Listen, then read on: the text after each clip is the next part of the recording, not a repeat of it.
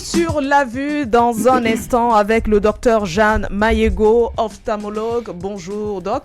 Bonjour Marie-Flore, bonjour à tous sur le plateau. Bonjour. Bonjour à tous les auditeurs de Balafon TV et de Sacré Matin.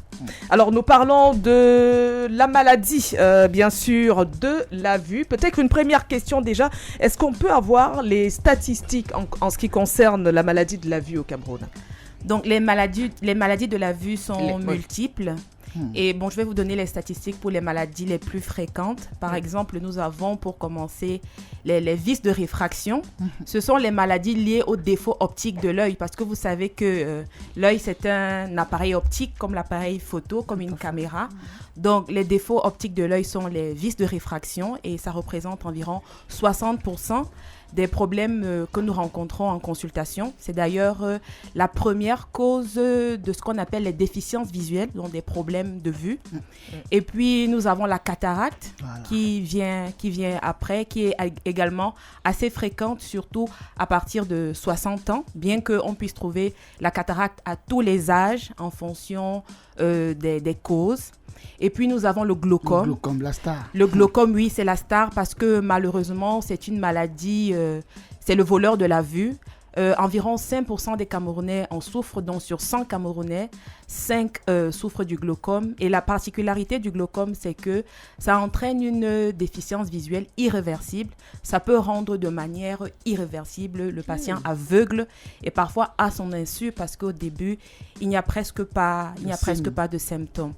Et puis, bien entendu, il y a les traumatismes oculaires qui sont assez fréquents après les accidents de circulation, les bagarres, les accidents de travail. Il y a les conjonctivites, la polo qu'on connaît tous et que chacun soigne au quartier. Et puis, j'aimerais m'appesantir sur les problèmes de vue chez le diabétique quand même, parce que le diabète peut rendre aveugle également. Ah bon? Oui, le diabète peut rendre aveugle. Et enfin, il y a les problèmes de vue chez les enfants. La particularité chez l'enfant, c'est que la vision de l'enfant croît avec lui. Quand un enfant naît, il n'a pas encore une vision parfaite. Elle grandit, comme il grandit en taille, comme il change de pointure, etc. Et c'est pendant ce moment-là que son œil apprend à voir.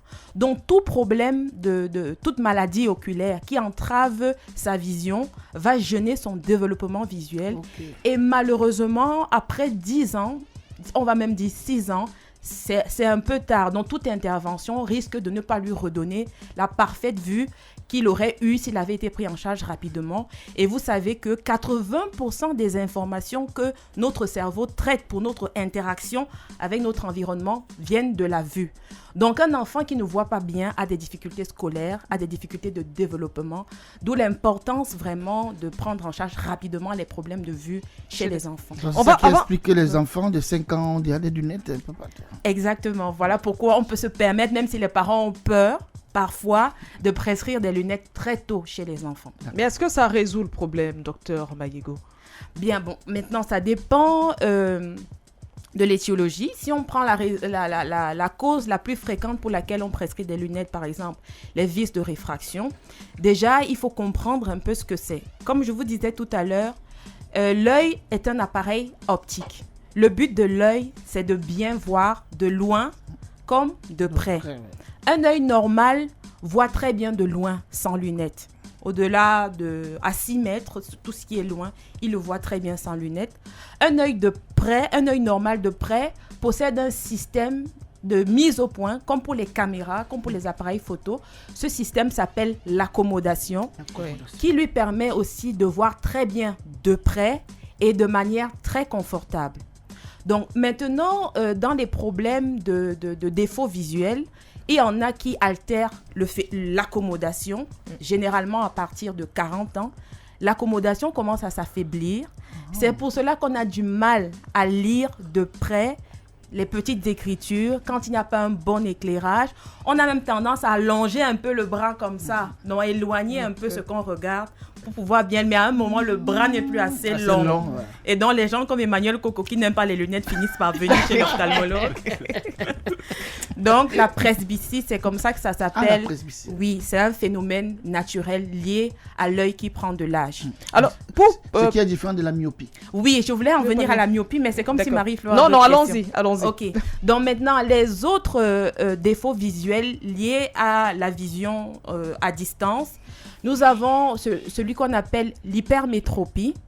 Dans vos lunettes, vous allez voir le signe plus, généralement. Oui. Alors, l'hypermétropie est liée au fait que l'œil est naturellement de faible puissance. La faible puissance de l'œil est liée à sa petite taille. Donc, c'est comme si quelqu'un a, disons, à 13 ans, qui doit chausser du 38, chausse plutôt du 35.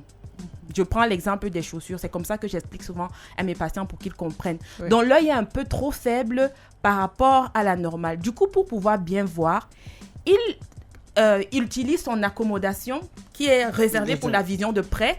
Il utilise ça en permanence pour voir de loin, pour voir de près. Ce genre de personne voit très bien sans lunettes. C'est pour cela qu'ils se disent parfois, mais pourquoi est-ce qu'on me prescrit les lunettes? Je vois très bien sans mes lunettes. Mais sauf que le fait de solliciter en permanence son système de mise au point, même en vision de loin, ça fatigue les yeux. On a mal aux yeux, on a mal à la tête, parfois on voit flou. Donc on supporte, et puis à un moment quand ça devient trop compliqué, on vient en consultation. On prescrit des lunettes à ces gens-là, en leur recommandant même de porter des verres constamment. Ici, le port des verres, ce n'est pas toujours pour avoir 10 sur 10, puisque vous pouvez avoir 10 sur 10 sans lunettes, mais c'est surtout pour que tout le travail supplémentaire que vos yeux font pour pouvoir bien voir, que les yeux ne le fassent plus et que vous soyez confortable dans votre vision. Et je vais parler de la myopie, La myopie. le prochain défaut visuel. Alors, le myope, lui, son œil est trop puissant. Son œil est trop puissant, ce qui fait que il converge tellement les rayons de la lumière que finalement, quand quelque chose est trop loin, il ne voit plus. Son œil est trop puissant, donc de loin, il ne voit plus bien, mais de près, il lit parfaitement bien. Wow. Donc le myope aura tendance à porter ses lunettes seulement quand il veut regarder loin. Okay. C'est ceux-là qui se permettent aussi parfois de ne pas porter leurs verres, parce que de près, de toutes les façons, il est à l'aise. Et comme on fait la plupart de nos activités de près, bon, il se contente de ça. Mais attention, quand on conduit et qu'on est myope, vraiment, il faut porter ses lunettes parce qu'on ne voit pas bien. Et l'autre avantage de la myopie, rappelez-vous de la presbytie, je vous ai expliqué que de près, on a du mal à voir. Or, le myope, comme son système optique est fabriqué pour voir très bien de près, le myope, lui, à 40 ans, il enlève même ses lunettes parce que sa myopie lui donne un avantage sur la presbytie. De loin, il voit très bien. C'est pour ça que certains myopes, ils enlèvent leurs lunettes pour lire, alors que les hypermétropes, par contre, font le contraire très bien. Ils vont devenir presbytes beaucoup plus tôt que les myopes et ils ne vont vraiment pas pouvoir se passer de leurs lunettes. Et il y a une autre forme qui s'appelle l'astigmatisme. C'est un peu plus compliqué à expliquer cela, mais l'astigmate, en fait, a sa cornée, qui est la vitre de l'œil, qui n'est pas bien formée. Du coup, c'est un peu mélangé à certains endroits, la myopie, d'autres l'hypermétropie. C'est un mélange de tout ça, ce qui fait que de loin comme de près, l'astigmate ne voit pas bien. Il voit généralement tout le temps flou. Il confond. Je vois le B de balafon, je pense que c'est un 8 ou un S ou un E, etc. Docteur Mayoego, pour préserver sa vue, quelles sont les attitudes à adopter? Oui, alors donc pour préserver la vision, on utilise souvent la formule des 4 P, des petites techniques mnémotechniques pour, pour retenir un peu. Le premier P, c'est la prévention. Vous savez, dans la santé, prévenir vaut mieux que guérir. Et puis, par rapport aux maladies oculaires, la prévention, c'est un peu pareil que pour toutes les autres maladies. Comme on dit souvent, avoir une alimentation équilibrée, c'est bien pour la vue aussi parce que les bons aliments vont permettre de retarder les maladies qui sont liées au vieillissement, la cataracte, la presbytie, les problèmes de rétine. Les bons aliments vont permettre aussi à la cornée, qui est un élément très important pour la vue, de fonctionner, de bien fonctionner, la vitamine A, la vitamine C, les bons acides gras. Il faut également pratiquer du sport, avoir des habitudes. Pour les yeux. Oui, pour les yeux. Je vais vous expliquer pourquoi. Je vous dis que le diabète peut rendre aveugle. Or, pour éviter d'avoir les maladies oculaires liées au diabète, qu'est-ce qu'il faut faire? Il faut faire le sport. Il faut éviter l'alcool, le tabac, ou bien... Oui, excusez-moi. Je sais que ça dérange, mais Oui, en il y a consommer... des gens que ça dérange ici. En ça. consommer le moins possible. Moi, j'ai eu un patient au courant de la semaine. Il avait consulté l'un de ses ophtalmologues, entre guillemets, qui lui a dit qu'il ne doit plus jamais boire l'alcool. Alors, ça suffit à l'énerver pour qu'il vienne donc à l'hôpital La Quintinière en consultation et qu'il s'aperçoive que, il n'avait pas été chez un ophtalmologue, il n'avait pas été chez un professionnel de la vue. Et puis, il me dit, docteur, vraiment, j'ai déjà perdu la femme. Maintenant, on me dit de ne pas boire. Je vais faire comment? Je dis que papa, non, ne t'inquiète pas. Ouais. Les cardiologues autorisent d'en boire un peu quand même. Pas de supprimer complètement. Voilà, donc il faut faire du sport, éviter l'alcool, le tabac, en consommer le moins possible. Ouais. Donc ça, c'est le P pour la prévention. prévention. Il y a le P pour la protection. Parce que c'est toujours, en fait, avant d'être malade, comment faire pour ne pas tomber malade. La protection des yeux, c'est déjà parce que nous utilisons beaucoup les écrans. Voilà. Les écrans sont devenus omniprésents. À longueur de journée. Les Ibrahim. écrans, les petits, les grands écrans nous occupent tout le temps. Joël. Et donc, certaines personnes ont ce qu'on appelle le syndrome de vision informatique ou la fatigue oculaire numérique. Okay. Bon, c'est une façon de parler des yeux qui sont fatigués quand on travaille trop sur l'écran. Ça fait juste, voilà, ça fait un jar. La vision devient inconfortable, ça gratte, ça pique. De temps en temps, on voit flou, on doit frotter les yeux comme ça, voilà. La tête fait mal et surtout, on a aussi les nerfs. Vous appelez ça les nerfs, les douleurs à la nuque. On a le mal de nez là. On a le mal de nerfs. Oui. Voilà. Donc ça, c'est le syndrome de vision informatique. C'est lié au fait que quand on travaille longtemps sur les écrans, on ne cligne pas assez des yeux puisqu'on a les yeux ouverts fixés. Les paupières sont comme les essuie-glaces de l'œil. Ça permet d'étaler le lubrifiant sur l'œil. Donc il y a le lubrifiant. Oui, il y a un lubrifiant. Oui. Excuse-moi, Donc je posais juste la question. En fait, Le lubrifiant ici. Dans l'œil, Coco. il y a le lubrifiant de la surface de l'œil qui est étalé en permanence par les paupières. On cligne de manière intuitive très régulièrement. Mais sauf que quand on est devant son écran, on cligne moins, donc on étale moins le lubrifiant. Du coup, avec l'atmosphère, les yeux sèchent. Donc on a la sécheresse oculaire, comme des grains de sable et tout ça. L'autre problème avec le travail prolongé sur l'écran, c'est que c'est un travail de près. Et je vous ai dit que de près, on a la mise au point, l'accommodation. Donc on sollicite en permanence notre accommodation pendant longtemps. Donc de temps en temps, la vue devient floue et tout ça.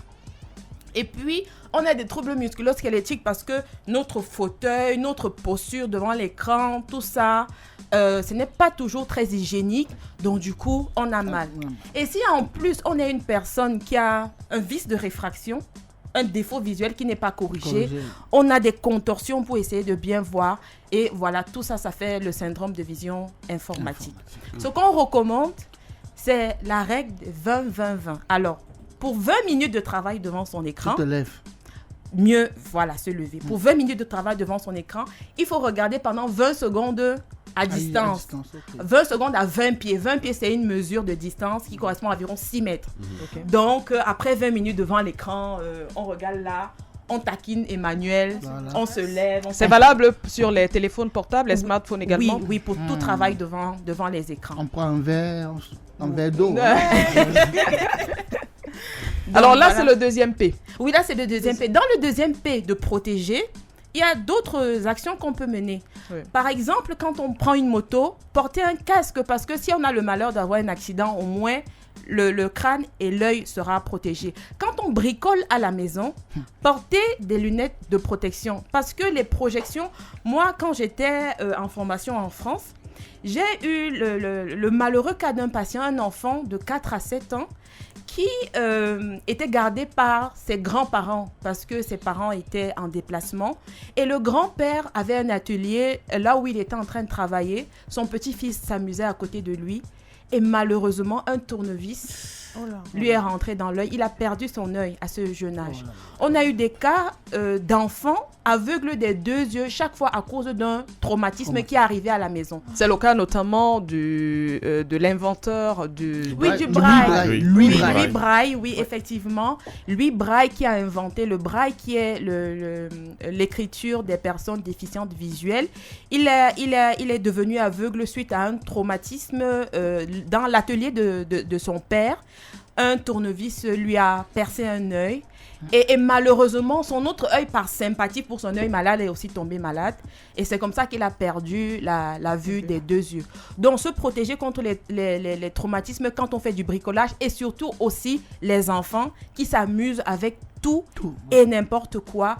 À l'école, un crayon, un pic, tout ça. Vraiment et les fossiles que les jeunes dames mettent sur les yeux. Les fossiles et les lentilles. D'accord, alors, par rapport aux fossiles, déjà pour commencer, le risque lié aux fossiles est à 2 niveaux. Le premier niveau, c'est que on utilise une colle. Moi, je n'en mets pas, mais je pense qu'on utilise une colle pour mettre ces cils-là. Et cette colle, c'est un produit chimique qui peut tomber dans l'œil lorsque il y a un accident ou bien que la personne n'est pas expérimentée. La colle peut entraîner des irritations de l'œil. Ça peut aussi entraîner des allergies. Moi, j'ai une patiente, une fois, on lui a mis cette colle-là. Ou bien ceux qui font souvent des tatouages des sourcils. Oui, elle a une énorme réaction inflammatoire au niveau du visage. Les fossiles peuvent aussi entraîner des infections.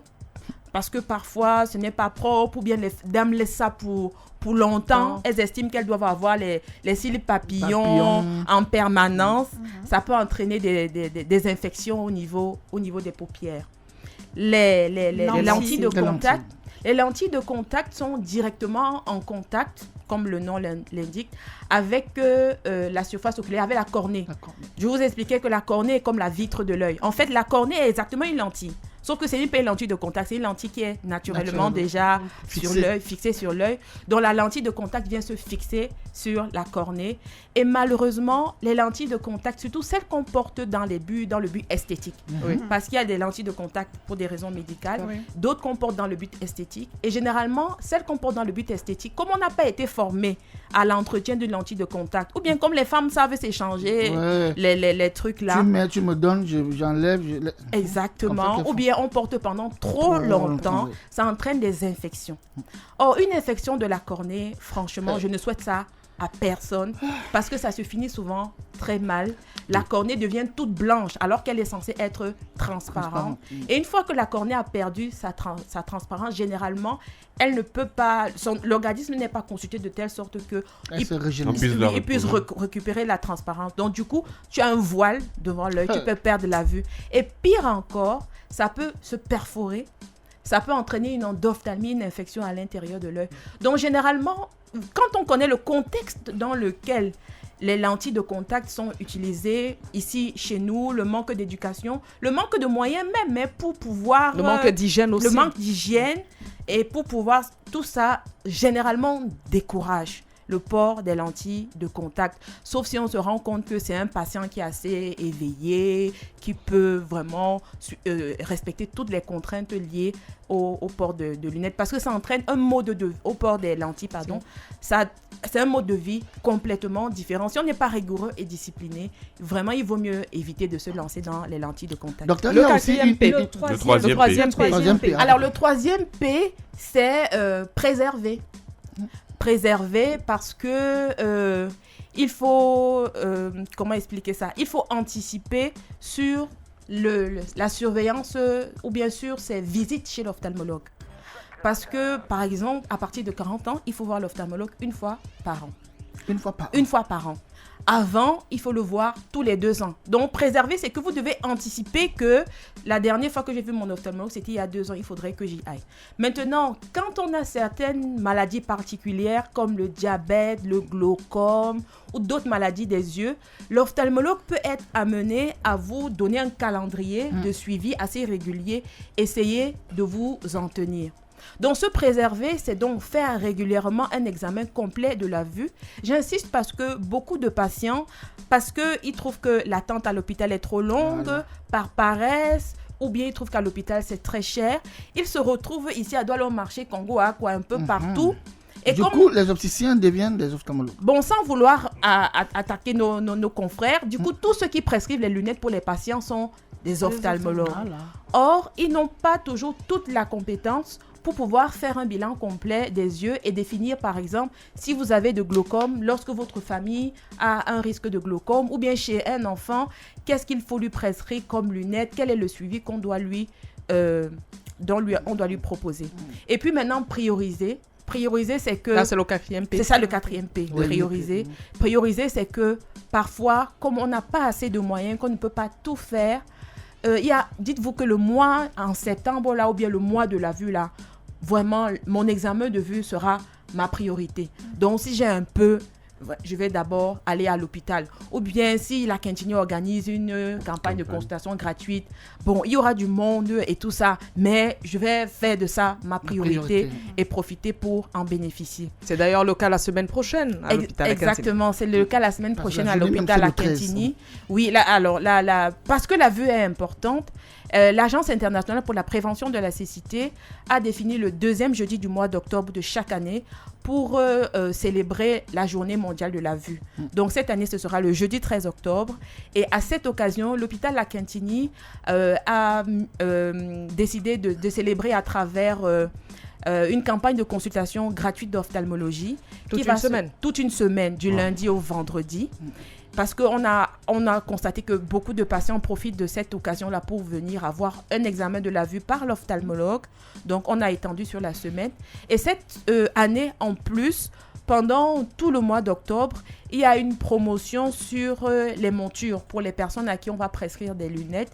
Ils auront droit à une monture gratuite dans la limite des stocks disponibles. Voilà. Donc, pour finir, s'il vous plaît, de parler de la préservation de la vue, j'aimerais m'attarder sur la vue des enfants. C'est vrai qu'en off, on en a parlé tout à l'heure. Bon, moi, ça me tient à cœur parce que l'ophtalmopédiatrie, c'est ma passion.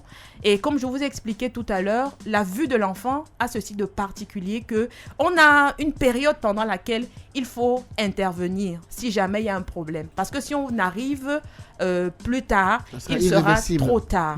Donc, les 4 P s'adressent aussi aux enfants.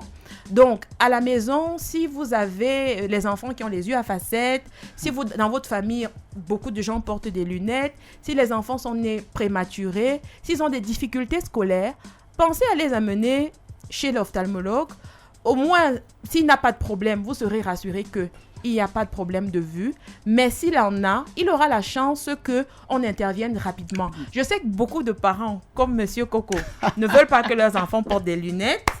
Mais ne minimisez pas leurs plaintes. Mais parfois, on met le lait maternel dans les yeux des enfants. On met le lait maternel. Oui, au quartier. Bon, moi, je ne veux pas dire que c'est conseillé Marie-Flore. Au quartier, les parents mettent le lait maternel. C'est-à-dire que même quand il n'y a pas une personne enceinte, on cherche la femme du quartier qui a le lait pour soigner une conjonctivite, etc. Ouais. Bon, déjà, sur le plan scientifique, c'est vrai que le lait maternel contient des substances anti-infectieuses, d'accord?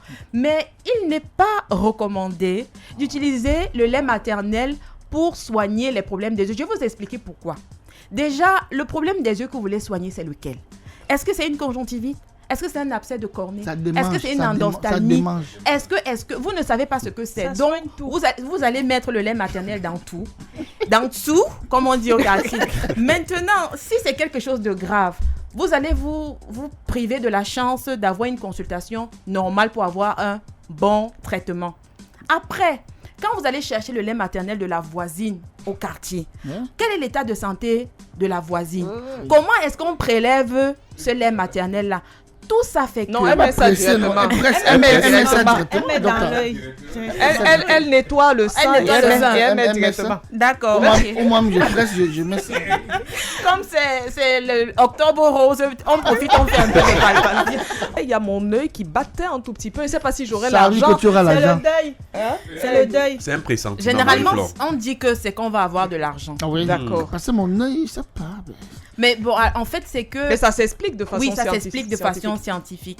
Au niveau des paupières, il y a des muscles. Il y a un muscle qui permet la fermeture des paupières. C'est l'orbiculaire, pour être un peu scientifique. Voilà. Donc, alors, ce muscle se contracte comme n'importe quel autre muscle du corps.